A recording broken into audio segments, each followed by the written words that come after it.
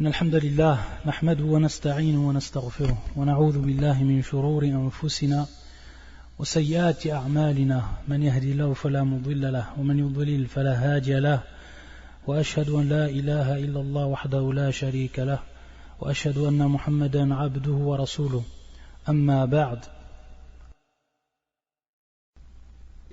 On va la traiter la semaine prochaine, Inch'Allah, vendredi prochain. Sachant que on va parler, vu qu'on a parlé jusqu'à présent, en ce qui concernait bien entendu la tombe, en ce qui concernait Adab al-Qabr, on a parlé durant plusieurs cours, ce qui concernait le châtiment de la tombe. On a concerné donc tout ce qui va arriver à la personne une fois qu'elle va mourir. Donc une question que le Cheikh bien sûr ici n'a pas développée dans son livre, mais que l'on va développer et qui est importante. Et cette question-là, elle est connue chez les gens de science, et elle se nomme هل ينتفع الميت بسعي الحي أو الانتفاع الميت بسعي الحي. Qu'est-ce que veut dire cela? Et c'est une question qui est importante et qui nous concerne tous. Tout simplement parce que la personne elle a des proches. La personne elle a des proches qui sont peut-être mortes ou des proches qui vont mourir. Qu'est-ce qu'il peut faire cette personne par rapport à ces gens qu'il a aimés dans cette dunya et qui ont été proches de lui? Qu'est-ce qu'il peut faire dans cette dunya pour que ça leur soit profitable alors qu'eux ils sont dans leur tombe et qu'ils sont morts? Qu'est-ce qui leur est profitable? Donc cette question-là qui est connue comme étant al-intifa' al-mayyit bi-sa'i al-hayy, c'est-à-dire est-ce que le mort profite, bénéficie de l'effort ou de l'acte du vivant en sa faveur? Donc si on l'a posé comme question, comme à l'habitude du cheikh dans son livre, et qu'on dit est-ce que le mort profite ou bénéficie de l'effort ou de l'acte du vivant en sa faveur, c'est-à-dire en la faveur bien sûr du mort ou non? Il faut savoir que par rapport à cela il y a trois avis des gens de science. Et le premier avis que l'on va donner et que l'on va détailler c'est al-qawl al-sahih, c'est-à-dire l'avis qui est authentique. L'avis qui est authentique. Et cet avis-là, c'est l'avis qui dit que Naam, le mort profite et bénéficie de l'effort ou de certains actes qui sont faits par le vivant. Mais il faut savoir un point qui est essentiel par rapport à cela, et avant donc de développer cette question-là. C'est qu'on sait, et ça c'est une règle qu'on a déjà vue tout au début de l'explication du livre A'lam Sunnah, lorsqu'on a parlé de Al-Ibada, lorsqu'on a parlé de l'adoration. On a vu que pour ce qui concernait l'adoration, il y avait un terme qui était employé par les savants et qui est important, très important à savoir et à connaître et à comprendre. Pourquoi? Parce que si la personne comprend ce terme-là, elle va comprendre beaucoup de choses pour ce qui est donc de l'avis des savants en ce qui concerne beaucoup de questions relatives justement à l'adoration, al-ibada. On dit que al-ibadatu tawqifiyya. Qu'est-ce que veut dire ce terme-là? Qu'est-ce que veut dire ce terme-là qu'on a déjà expliqué? Taïb. Et cette question-là, je la pose aux frères et aux sœurs. Qu'est-ce que veut dire ce terme? Qu'est-ce que veut dire ce terme en arabe qu'on a déjà expliqué durant les cours? Taïb, c'est tout simplement que al-ibadatu tatawaqqaf ala an-nusus ash-shar'iyya ath-thabita. Qu'est-ce que ça veut dire? Ça veut dire tout simplement que l'adoration ne peut être attestée et donc elle s'arrête, elle se limite à quoi? Au texte religieux. Au texte religieux authentique. Le texte religieux, il est de deux. Soit un verset du Coran, donc par rapport à l'authenticité, bien entendu, aucun problème. Donc, soit un verset du Coran, ou sinon, un verset ou parfois un hadith du prophète sallallahu alayhi wa sallam. Et bien entendu, ici dans ce cas, on va nazid, on akul al-hadith al-thabit, qui est authentique, bien entendu, car ici va rentrer le domaine de l'authenticité, c'est-à-dire que le hadith doit être authentique pour pouvoir attester une adoration. Et on ne peut se baser sur un hadith qui ne va pas être authentifié par les savants. Taïb. Donc ce sont ces deux textes. Ce sont les textes. Ça, ce sont les textes. An-Nusus. Lorsqu'on parle de Nusus, ça, ce sont en fait les textes. An-Nusus. An-Nusus, ce sont ces deux choses uniquement. An-Nusus. Lorsqu'on parle de Nusus, An-Nas, on parle soit du texte coranique ou soit on parle de la sunna du prophète.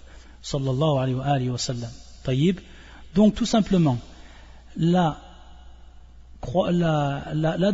ne peut être attestée, on ne peut attester une adoration que si on a une preuve, soit du Coran ou soit de la sunna. Soit du Coran ou soit de la sunna pour ce qui est donc de l'adoration. Taïb, pour ce qui est de l'adoration. Tout simplement, c'est ce que veut dire ce terme-là. Et ça, c'est important donc à comprendre. Ça va concerner donc toute l'adoration, tout le domaine de l'adoration. Dès qu'on rentre dans l'adoration, il faut savoir que cette adoration ne peut être permise que lorsqu'on va nous apporter, donc elle va s'arrêter, tatawaqaf, cette adoration va s'arrêter jusqu'à qu'on apporte une preuve du Coran, de la Sunna. Ou cette adoration se limite à tout ce qui est attesté dans les nusus, que ce soit du Coran ou que ce soit de la Sunna, tout simplement. Al-ibadatu tawqifiyya. Lorsque vous entendez ce terme, sachez alors que ça veut dire cela. Donc ça, c'est un point qu'on a cité avant de développer ce sujet qui est important, à savoir, est-ce que celui qui est mort, il peut avoir donc un profit de l'effort que va faire celui qui est vivant? Ça, c'est notre question donc de base. Et on a dit qu'il y avait 3 avis par rapport à cela, et l'avis qui est authentique, c'était l'avis suivant qu'on va maintenant développer en détail. Cet avis donc qui est authentique va se baser bien entendu sur cette règle qu'on vient de citer, c'est-à-dire al-ibadatu tawqifiyya. C'est-à-dire que ce qui est venu dans le Coran et dans la Sunna et qui vient nous attester qu'un acte qui va être fait va être profitable aux morts, alors on le fera et il sera considéré comme tel. Tout simplement. C'est-à-dire qu'on va s'arrêter à ce qui est présent dans le Coran et la Sunna. C'est-à-dire que les savants, ils ont regardé dans le Coran, ils ont regardé dans la Sunna, et ils ont vu ce qui était présent et qui était donc de ce domaine. C'est-à-dire que le mort va bénéficier de certains actes, et bien sûr on n'a pas dit de tous les actes, ou on n'a pas dit de tous les efforts que va faire le vivant en sa faveur. Mais ici, bien sûr, on va dire certains efforts ou certains actes, et ces actes-là, ce qui va nous les citer, c'est le Coran et la Sunna, tout simplement. C'est comme ça qu'on comprend cette question-là. La première chose qui a été, et bien sûr ici c'est al-jumhur al-ulama, c'est-à-dire c'est la plupart des savants. C'est la plupart des savants qui disent, on va dire cette parole de façon générale. Et il faut savoir que le fait que le mort bénéficie de l'effort ou de certains actes du vivant en sa faveur, c'est quelque chose où Cheikh al-Islam ibn Taymiyyah a dit mimma ulima min ad-din bid-darura, ce qui est inévitablement connu dans la religion. C'est-à-dire que personne ne peut c'est-à-dire personne ne peut être ignorant de cela. C'est-à-dire quelque chose qui est connu min ad-din bid-darura, ce qui est inévitablement connu dans la religion. Et la première chose, et on va en citer, il va tout simplement avoir dans le domaine donc, et ici on est bien entendu dans l'adoration, on va en citer 5. Et c'est ces 5 qui ont été donc présents dans la sunna du prophète ou dans un verset du Coran. Il y en a 5, pas 6 ou pas plus, il y en a exactement 5, et c'est ceux qu'on va citer. Et donc lorsqu'on dit 5, c'est pour que vous puissiez ensuite les enregistrer. Taïb. Dans un premier temps, ad-du'a, c'est-à-dire l'invocation. L'invocation, lorsque la personne qui est vivante et qui invoque Allah Azza wa Jal en faveur d'un mort, cela est permis. La preuve de cela, il y a plusieurs versets du Coran. Et également, il y a la sunna du prophète sallallahu alayhi wa sallam. Parmi les versets du Coran, il y a ce verset, si on peut l'écrire, qui est le verset fi surat Muhammad, qui est le verset 19. واستغفر لذنبك وللمؤمنين والمؤمنات واستغفر لذنبك وللمؤمنين wal mu'minat, c'est-à-dire demande pardon pour ton péché, et pour les croyants et pour les croyantes. Bien entendu, ici le terme lil mu'minin wal mu'minat a'am yashmal al-ahya wal amwat, c'est-à-dire que non seulement ce terme qui est général et qui est donc les croyants et les croyantes, walil mu'minin wal mu'minat, c'est un terme, ce sont deux termes qui sont généraux. Donc les croyants et les croyantes, ils rentrent dedans ceux qui sont vivants et ceux qui sont morts. Et le verset il est clair, wastaghfir, donc al-istighfar qui est talab al-maghfirah min Allah, c'est-à-dire demander à Allah Azza wa Jalla le pardon, c'est bien entendu une invocation. C'est bien entendu une invocation. Donc cette invocation ici, istaghfir li dhanbik, c'est-à-dire demande pardon pour tes péchés et pour ceux des croyants. Walil mu'minin, et pour les croyants et pour les croyantes. Donc ici le demande de pardon, elle est non seulement, Allah Azza wa Jalla demande donc ici à son prophète qu'il demande pardon pour lui-même et qu'il demande également pardon pour les croyants et pour les croyantes. Taïb. Et donc les croyants et les croyantes, il y a les vivants parmi eux et ceux qui sont morts. Donc ici c'est une preuve du Coran pour ce qui est de l'invocation. Pour ce qui est de l'invocation. Également, ce qu'on retrouve dans le Coran, il y a plusieurs versets. La parole de Nuh, Qawlu Nuh, lorsqu'il dit Rabbi ighfirli wa li waliday wa liman dakhala bayti mu'minan wa lil mu'minin wal mu'minat. C'est-à-dire, ça c'est Surat Nuh, et qui est le verset 28. C'est-à-dire, Seigneur, Rabbi, ô mon Seigneur, pardonne-moi et pardonne à mes parents. Wali waliday, et pardonne à mes parents. Wali man dakhala bayti mu'minan walil mu'minin wal mu'minat. Et également donc ici pour les croyants et pour les croyantes. Donc on voit ici que la demande de pardon se fait également pour les parents ici et également pour celui qui rentre dans ma maison étant croyant. Wali man dakhala bayti mu'minan. Et également donc ici pour les croyants et pour les croyantes. Et ici nafs wajh al-istidlal, le même aspect argumentatif, c'est général donc pour tous les croyants et les croyantes, ceux qui sont morts parmi eux et ceux qui sont vivants. Pour ce qui est de la sunna, alors il y a ici beaucoup de preuves de la sunna. Et il suffit tout simplement de revenir à salat al-janaza. Al-janaza, ou tout ce qui est en relation avec al-janaza, c'est-à-dire les funérailles.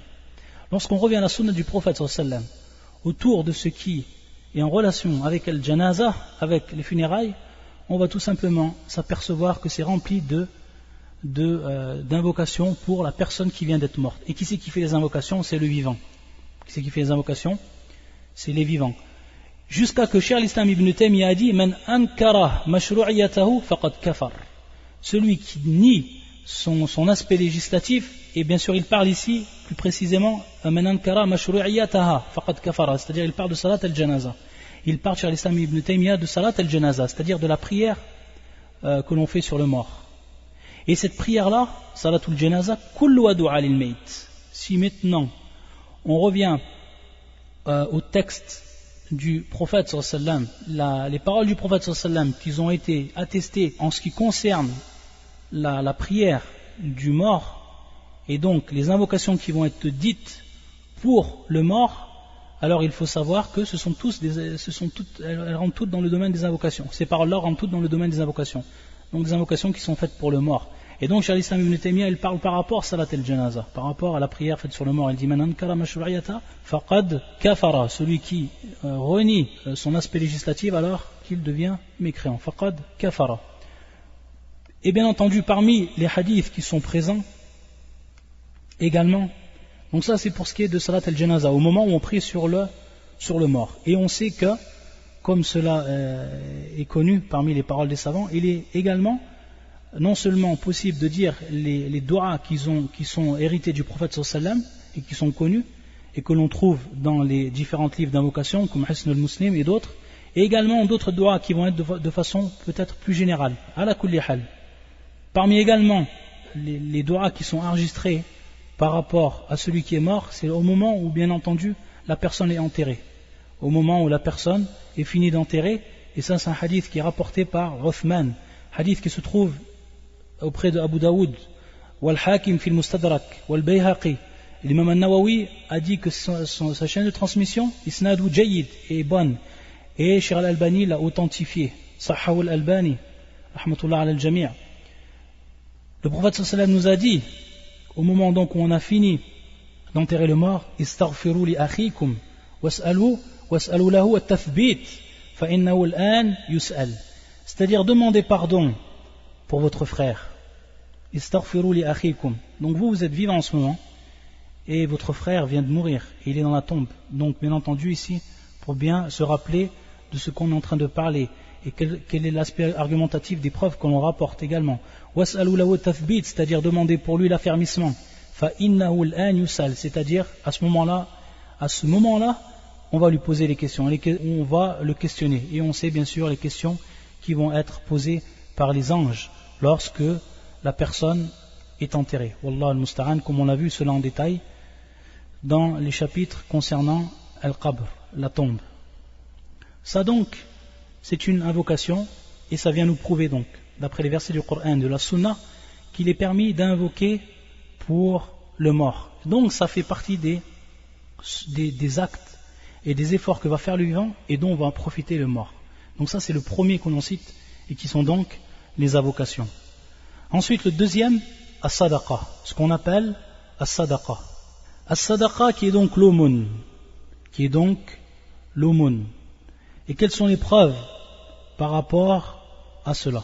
Donc on a toujours dit que dans ce domaine-là, et dans la question qu'on est en train de poser, on revient à des preuves. Il nous faut des preuves. On ne peut attester quelque chose sans preuve, que ce soit du Coran ou de la Sunna. As-sadaqa, qui est donc le fait de donner de l'argent, le fait de faire l'aumône, on a un hadith qui est muttafaqun alayh, rapporté par l'imam al-Bukhari et l'imam Muslim, et qui est un hadith de Aïcha, radiyallahu ta'ala anha, anna rajulan qala li nabi sallallahu alayhi wa sallam, inna ummi iftulitat نفسها وأظنها لو تكلمت تصدقت فهل لها أجر إن تصدقت عنها قال عليه الصلاة والسلام نعم Une personne est venue voir le prophète sallallahu alayhi wa sallam, comme le rapporte Aïcha, et il lui a dit inna ummi iftulitat, et dans une autre version iftalatat nafsuha. Qu'est-ce que veut dire ce terme ou ce verbe iftalatat? Ça veut dire tout simplement matat bartatan, fuj'atan, c'est-à-dire qu'elle est morte soudainement. Ma mère est morte soudainement. وأظنها لو تكلمت تصدقت فهل لها أجر إن تصدقت عنها. Et je crois que si elle aurait parlé, elle aurait tout simplement fait une aumône, c'est-à-dire demandé que l'on fasse une aumône pour elle. فهل لها أجر إن تصدقت عنها. Est-ce que là, une récompense si je fais une sadaqa, si je fais une aumône pour elle? Qu'est-ce qu'il a répondu le prophète sallallahu alayhi wa sallam? Na'am. Il a répondu le prophète sallallahu alayhi wa sallam dans ce hadith qui est rapporté par l'imam Bukhari et l'imam Muslim, il a dit na'am, il a dit oui. Donc c'est une preuve irréfutable que la personne qui fait une sadaqa en faveur du mort, cette sadaqa, inshallah ta'ala, va être en faveur et va donc être profitable et bénéfique pour le mort. Et bien sûr, la question qui se pose, c'est comment on fait? C'est tout simplement bin niyya. C'est tout simplement ainsi, bien entendu, avec l'intention de faire la sadaqa pour ce mort. Donc la preuve de cela, c'est ce hadith qui nous est rapporté par Aïcha, hadith authentique. Et l'imam al-Nawawi, il nous rapporte cette parole lorsqu'il commente ce hadith, anna sadaqa tanfa'u al-mayyit wa huwa kadhalik bi ijma' al-ulama. C'est-à-dire que la sadaqa est profitable pour le mort. C'est-à-dire avec un consensus des savants. C'est ce que rapporte l'imam al-Nawawi par rapport à ce hadith. Donc ça c'est le deuxième, et ce qui concerne la sadaqa. Le troisième, as-sawm al-wajib. Et là, on va détailler un peu plus pour ce qui est du jeûne. As-sawm al-wajib. Et qu'est-ce qu'on veut dire par le as-sawm al-wajib? C'est-à-dire le jeûne obligatoire. As-sawm al-wajib, le jeûne obligatoire. Qu'est-ce qu'on veut dire par cela?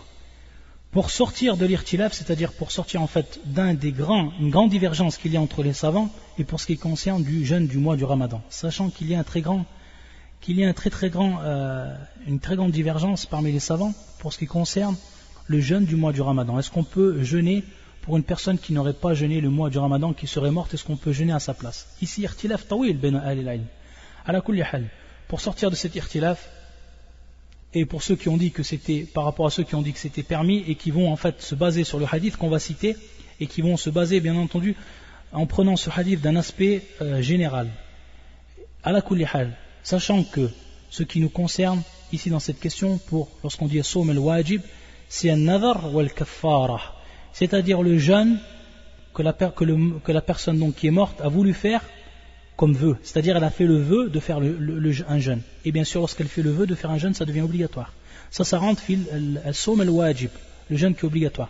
Et le deuxième catégorie de ce jeûne, c'est al-kaffara, c'est-à-dire fil al-sawm al-wajib, c'est lorsqu'une personne doit jeûner pour expier,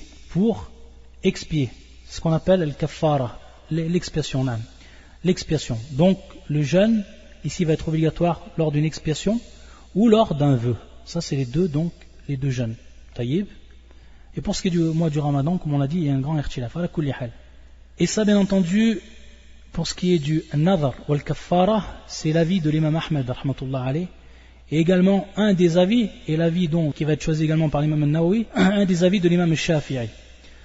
Sachant que l'imam Malik ou Abu Hanifa, eux, ils ne voient pas le jeûne de façon générale. C'est-à-dire que la personne ne peut jeûner en faveur du mort de façon générale, que ce soit nadhar, que ce soit le kaffara ou autre.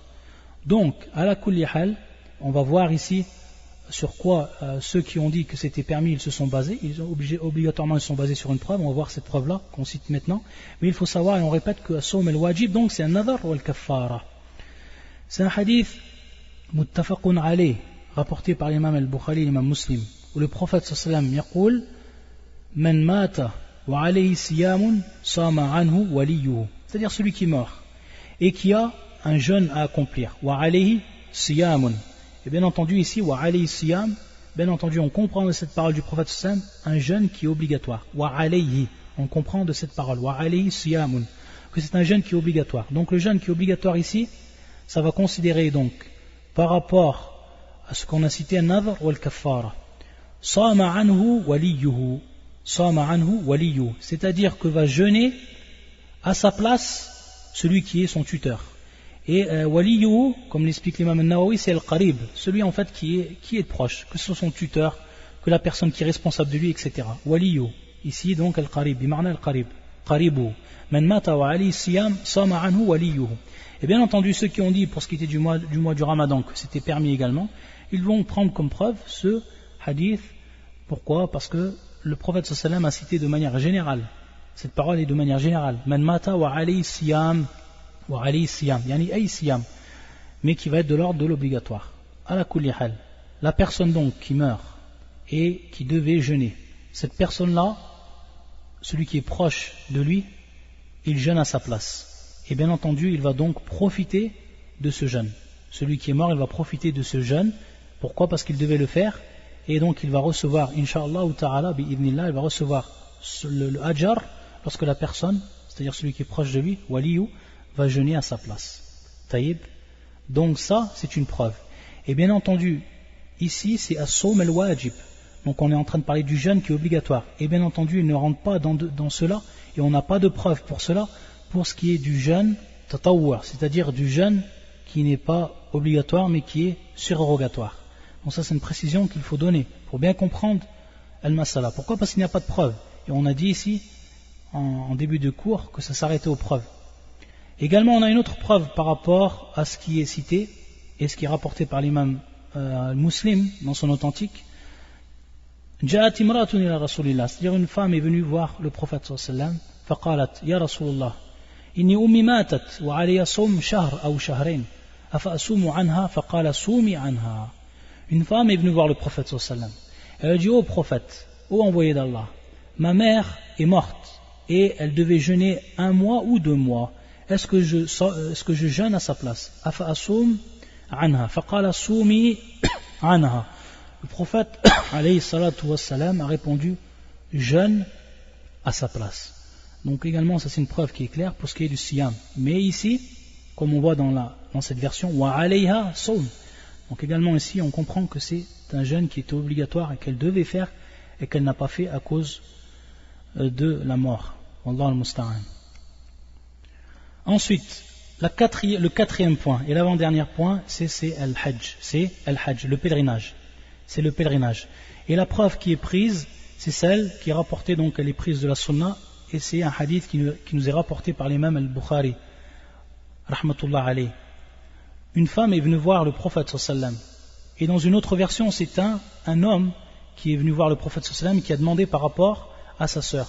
Et dans une autre version, c'est une femme qui est venue voir le prophète sallam et qui a demandé par rapport à sa mère. À la kulli hal, comme le rappelle Ibn Hajar, il se peut tout simplement que ce soit deux récits qui soient totalement différents. Que cela est arrivé pour une personne et que cela est arrivé pour une femme. À la kulli hal, la version pour ce qui est de la femme, une femme donc est venue voir, فقالت يا رسول الله إني أمي نذرت أن تحج فلم تحج حتى ماتت أفأحج عنها فقال حج عنها أرأيت كان على أمك نعم لو كان على أمك دين أكنت قضيته قالت أو قال فقال النبي صلى الله عليه وسلم اقضوا الله الذي له فإن الله أحق بالوفاء اقضوا الله الذي له فإن الله أحق بالوفاء وفي رواية أحق بالقضاء. Donc elle est venue voir le prophète sallam, cette femme, et elle a dit que ma mère a fait le vœu, donc nadarat an tahujja, de faire le pèlerinage. Falam tahuj hatta matat, c'est-à-dire qu'elle n'a pas pu faire ce pèlerinage jusqu'à qu'elle est morte. Afa hujj anha, est-ce que je fais ce pèlerinage à sa place? Faqala nabi sallam hajji anha, c'est-à-dire fais le pèlerinage à sa place. Ra'ayti, et il lui dit Ra'ayti, regarde, si law kana ala ummik dayn, si ta mère avait une dette, c'est-à-dire une dette, où est-ce que tu aurais comblé cette dette, c'est-à-dire remboursé cette dette? Et il dit, le prophète sallallahu alayhi wa sallam, c'est-à-dire rendez ce qui appartient à ce qui revient à Allah azza wa jal, en l'occurrence ici al-hajj, cette adoration qui est le pèlerinage, fa inna Allah haqqu bil wafa wa fi riwayatin bil qada, c'est-à-dire qu'Allah azza wa jal est plus en droit que l'on accomplisse ce qui lui revient de droit, bil wafa, et dans une autre version bil qada, c'est-à-dire donc de rattraper ce qui rentre dans le droit d'Allah, de rattraper ce qui rentre dans le droit d'Allah, tout simplement parce que si sa mère avait eu une dette, donc ça c'est dans le droit des créatures, cette femme ou cette fille l'aurait remboursé pour sa mère. Donc de même pour ce qui est d'Allah azza wa jal, un droit qui est envers Allah azza wa jal, ici le prophète sallallahu alayhi wa sallam fait prendre conscience qu'on doit rattraper ce droit, le droit qui est pour Allah azza wa jal, ici en l'occurrence donc pour ce qui est de sa mère envers Allah. Donc ici c'est pour ce qui concerne le hajj. Donc il est permis à la personne de faire le hajj pour une personne qui est morte. Pour une personne qui est morte. Ça c'est donc la quatrième adoration où le mort va profiter donc de l'effort fait, de l'acte fait ou fait par le vivant. Ensuite, et ce qui est le dernier, al-udhiyah, c'est bien sûr وَذَلِكَ إِذَا كَانَتْ تَبَرُّعًا, bien entendu. Al-udhiyah, c'est-à-dire le fait d'égorger bien entendu un mouton, c'est-à-dire le fait d'égorger un mouton ou autre, bien entendu, c'est ce qu'on appelle al-udhiyah. Pourquoi? Parce que le prophète sallallahu alayhi wa sallam, et la preuve qui nous est donnée, c'est un hadith qui est hasan, hadith qui est considéré comme hasan, c'est-à-dire que ce hadith il a plusieurs versions et plusieurs chaînes de transmission, et bien majmu' al-turuq, c'est-à-dire avec l'ensemble de ces chaînes de transmission, yartaqi al-hasan, c'est-à-dire qu'il est considéré comme hasan. C'est un hadith où le prophète sallallahu alayhi wa sallam est venu avec deux béliers, bikabshayn, et lorsqu'il a égorgé l'un d'eux, il a dit Allahumma hadha an Muhammad wa ali Muhammad, Allahumma hadha an Muhammad wa ali Muhammad, ceci est de la part donc de Muhammad et de la famille de Muhammad, wa ali Muhammad, ceci est de la part de Muhammad et de la famille de Muhammad. Il a dit cela au moment où il a égorgé le premier bélier, al-kabsh. وقال عند ذبح الثاني اللهم هذا عن أمة محمد جميعا. Lorsqu'il a égorgé le deuxième, il a dit Allahumma, ô mon Seigneur, ceci est de la part de la communauté de Muhammad en entier, jami'an. Allahumma hadha an ummati Muhammad jami'an. Et dans une autre version, amman lam yudahi min ummati Muhammad, c'est-à-dire celui qui n'a pas égorgé par rapport à la communauté de Muhammad. Et ça, c'est un hadith qui est hasan. Donc le prophète sallallahu alayhi wa sallam, on voit que lorsqu'il a égorgé ici, il a égorgé au nom, bien entendu, d'Allah azza wa jal. Il a ensuite dit Allahumma hadha an Muhammad, c'est-à-dire qu'il dit ou qu'il, de par cette parole, on comprend qu'il l'a fait de lui-même, c'est-à-dire de sa part, en Mohammed, pour ce qui était du premier, ou Ali Mohammed, et la famille de Mohammed. Et parmi la famille de Mohammed, ceux qui sont vivants et ceux qui sont morts. Et ensuite, Allahumma hadha an ummati Muhammad jami'an. C'est-à-dire, pour le deuxième, il a dit, ô mon Seigneur, ceci est de la part de la communauté de Mohammed, tous ensemble. Il y a l'ensemble de la communauté de Mohammed. Et bien sûr, parmi eux ceux qui sont vivants et parmi eux ceux qui sont morts. Ça, c'est ce qui est de la preuve. Et du cinquième point, pour ce qui est permis de faire en faveur du mort. Taïb. Ça, c'est le premier avis. Et on a vu que c'était l'avis qui était authentique. Ça, on a vu que c'était l'avis qui est authentique. Sachant que dans cette question également, il y a un deuxième avis. Et ce deuxième avis, c'était la parole de certains jurisconsultes parmi les Ahnaf ou les Hanabila, parmi les Hanafites et parmi les Hanbalites, certains d'entre eux, et d'autres qui les ont suivis dans cela. Certains jurisconsultes. Et c'est une parole qui est faible, très faible. Pourquoi? Parce qu'elle ne repose pas en fait sur une preuve. Pourquoi? Parce qu'ils sont tout simplement tawassa'u, c'est-à-dire qu'ils se sont élargis par rapport à cette question. Faqasu ala hadha a'mal ukhra, c'est-à-dire qu'ils ont fait analogie avec d'autres actes. Ils ont fait analogie aux actes qu'on a cités et ils ont donc rentré par analogie d'autres actes. Et ils ont commencé à citer qira'at al-Qur'an, c'est-à-dire lire le Coran en faveur du mort. Kadalik al-afkar, c'est-à-dire les invocations. Mais lorsqu'on dit bien sûr ici les invocations, c'est-à-dire des invocations qui vont être bien précises. Également as-salah, hatta certains ont dit as-salah, certains ont dit la prière. Et certains également ont dit as-sawm at-tatawwa, c'est-à-dire le jeûne qui est surrogatoire. Et ça en fait c'est une parole comme on a dit qui est da'if, tout simplement parce que ça ne repose pas sur des preuves. Et le fait de s'élargir dans cela, on ne peut. Pourquoi? Parce que on a vu que al-ibadatu tawqifiyya, donc elle s'arrête aux preuves. Et ici on n'a pas de preuves par rapport à ça. On ne peut faire d'analogie dans ce domaine de l'adoration.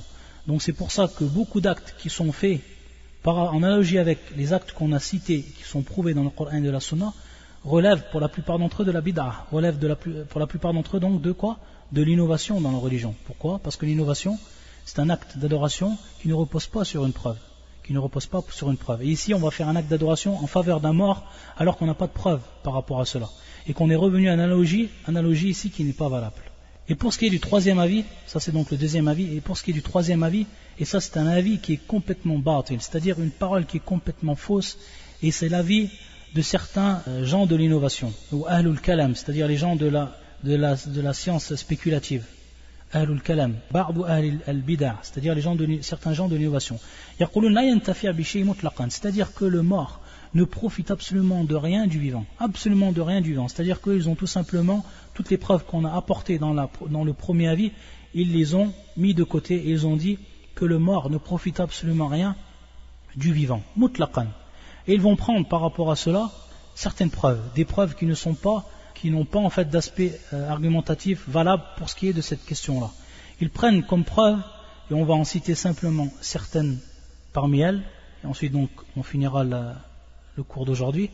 Parmi ces preuves, ils prennent un verset du Coran qui est fi surat al-Najm et qui est le verset 39 où Allah Azza wa Jalla yaqul wa anna laysa lil insani illa ma sa'a wa anna laysa lil insani illa ma sa'a, et qu'en vérité l'homme n'obtient que le fruit de ses efforts. Donc ils ont pris ce verset et ils ont dit d'après ce verset que la personne qui est morte jamais ne profitera des actes de l'homme qui est vivant. Et comment ont répondu les gens de la sunna du consensus par rapport à cette question-là? Il y a plusieurs réponses par rapport à ce verset, c'est-à-dire l'explication de ce verset comme il se doit. Et on va prendre celle qui va être, on va dire, la plus forte. C'est-à-dire que le verset a nié que l'homme possède l'effort d'autrui. C'est-à-dire maintenant la personne qui fait des actes d'adoration, qui fait des efforts pour lui-même. Une autre personne ne peut posséder ces efforts-là, c'est impossible. Comme la personne, et comme cela est également cité dans le verset auparavant, comme l'homme ne porte pas le fardeau d'autrui. L'homme ne porte pas le fardeau d'autrui. Cela est connu dans le dîn, dans la religion. L'homme ne porte le fardeau d'autrui. De même, l'homme n'a pas le droit, ou ne possède pas un droit par rapport à l'effort qui va être fait par autrui. C'est tout simplement ma'na al-aya, c'est tout simplement la signification de ce verset. C'est-à-dire en vérité l'homme n'obtient que le fruit de ses efforts, dans ce sens-là. Donc par rapport à là, maintenant, lorsqu'on lit la traduction, est-ce que ça relate exactement la compréhension saine que l'on a du verset? Allahu a'lam. Ala kulli hal wa anna laysa lil insani illa ma sa'a, c'est-à-dire que la personne ne possède pas un droit par rapport aux actes d'autrui, tout simplement, comme la personne ne porte pas le fardeau d'autrui. Taïb. Et donc on voit ici que cette parole-là, ou cet avis qui va donc se reposer sur ce verset-là, n'est pas valable, parce que l'explication donnée du verset n'est pas valable. Tout simplement, les versets qu'on a cités, par les hadiths qu'on a cités, ou la sunna qu'on a cité du prophète sallallahu alayhi wa sallam, qui nous prouvait bien entendu le contraire. Et que la personne, lorsqu'elle fait cette adoration pour la personne qui est morte, elle l'a fait bien entendu de son plein gré. Elle l'a fait de son plein gré. Et elle l'a fait biniya, c'est-à-dire elle l'a fait avec l'intention que cela soit fait pour la personne qui est morte. Donc, à partir de là, le mort n'a pas un droit direct par rapport aux actes du vivant. Donc c'est dans ce sens qu'on comprend le verset. Et également, ils sont venus avec un hadith du prophète sallallahu alayhi wa sallam. Et c'est un hadith qui est connu de tout le monde. Où le prophète sallallahu alayhi wa sallam يقول إذا مات ابن آدم انقطع عمله إلا من ثلاثة صدقة جارية أو صدقة جارية أو علم ينتفع به أو ولد صالح يدعو له. Donc dans ce hadith, le prophète sallallahu alayhi wa sallam dit que lorsque le fils d'Adam meurt, ses actes s'arrêtent, sauf trois actes. Sadaqatin jariya, donc une aumône qui continue à porter ses fruits. Aw ilmin yuntafa'u bih, c'est-à-dire une science dont les gens continuent à en profiter. Aw waladin salihin yad'u lah, c'est-à-dire un enfant qui est pieux et qui invoque donc pour son père. Comment eux, ils ont compris ce verset, enfin ce hadith, et comment ils vont dire tout simplement que cela est une preuve pour dire que l'homme ne peut, ou le mort ne peut profiter des actes du vivant. Tout simplement, ils disent que ici, le hadith est pour la personne, c'est-à-dire la personne qui a fait la cause d'une chose, elle va profiter de son acte, tout simplement. Donc on voit ici, pour ce qui est de sadaqa jariya, c'est la personne qui a fait la cause, c'est-à-dire avant qu'elle meure, la personne elle a donné une sadaqa. Cette sadaqa elle est restée, elle continue à porter ses fruits. Par exemple un puits d'eau, etc. Les gens continuent à profiter de cela, alors que la personne qui a payé pour cela, elle est morte. Taïb. De même pour ce qui est de la science, la personne elle est morte, sa science elle est restée. Taïb. Donc il a été lui la cause de cette science, c'est lui-même qui a donné cette science-là. Comme la personne, c'est lui-même qui a donné cette sadaqa. Et de même pour ce qui est de l'enfant, c'est la personne qui a éduqué son enfant. Donc tout cela, lui, il en était la cause. Et tout ce qui est en dehors de cela, donc, ne rentre pas dans le domaine donc de ce qui est bénéfique pour le mort. Et dans un premier temps, nous on leur répond par rapport à ce hadith. Tout simplement, on leur répond bien entendu par les autres preuves. Et on répond également que pour ce qui est de al-walad salih, pour ce qui est également dans le hadith, on voit bien que ici, l'enfant qui est pieux, il est vivant et bien entendu il fait des invocations pour son père. Ça c'est dans un premier temps. Et dans un deuxième temps, il n'a pas dit le prophète sallallahu alayhi wa sallam inqata'a intifa'u lakin qala inqata'a 'amaluhu.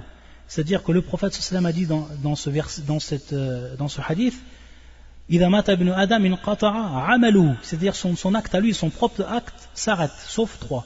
Mais il n'a pas dit انقطع انتفاعه, c'est-à-dire il n'a pas dit que les bénéfices ou ses bénéfices vont s'arrêter. Il n'a pas dit ça le prophète sallallahu alayhi wa sallam. Donc une grande différence entre le fait de comprendre cela et ce qui était dit par le prophète. Et également une preuve rationnelle et qui revient en fait à l'analogie. Il dit tout simplement, si on aurait dit que le mort profite de certains actes que va faire le vivant en sa faveur, alors c'est-à-dire cela implique que l'on dise également que le vivant va profiter de certains actes faits par le vivant. C'est-à-dire qu'on dit par rapport à cette analogie, c'est une analogie qui est complètement fausse. Et pourquoi cela?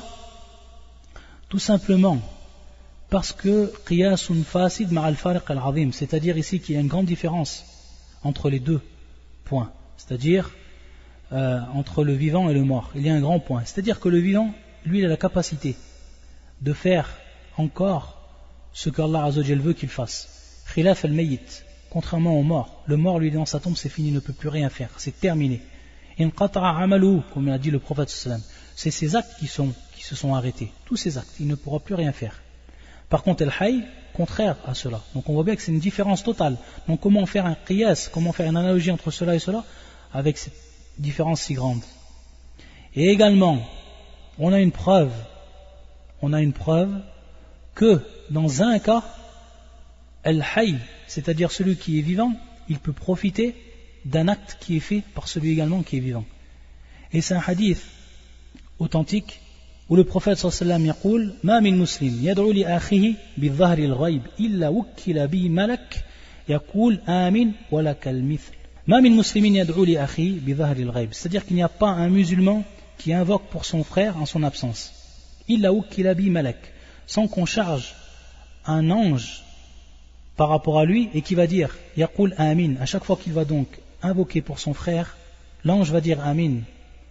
Walakal mithl, nam, walakal mithl, c'est-à-dire et tu auras de même, c'est-à-dire tu auras de même de ce que tu as demandé pour ton frère.